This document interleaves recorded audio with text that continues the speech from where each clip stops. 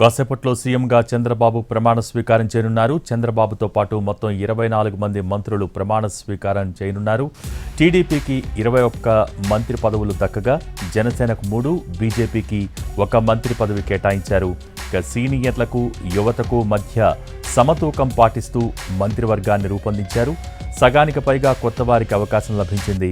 అయితే 17 మంది కొత్త వారికి అవకాశం కల్పించారు. 3 మహిళలకు చోటు లభించింది. బీసీలు 8 మంది, ఎస్సీలు 2, ఎస్టీ 1, ముస్లిం మైనార్టీల నుంచి 1, వైశ్యుల నుంచి 1 అవకాశం దక్కింది. ఇక 3 కాపులు, 1 బలిజ, 4 కమ్మ, 3 రెడ్లకు అవకాశం ఇచ్చారు.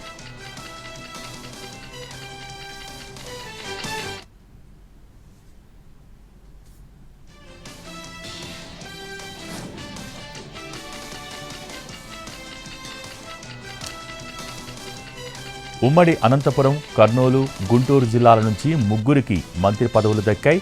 ఉమ్మడి నెల్లూరు, ప్రకాశం, కృష్ణా, తూర్పుగోదావరి, పశ్చిమ గోదావరి, విజయనగరం నుంచి 2 చొప్పున మంత్రివర్గంలో చోటు లభించింది.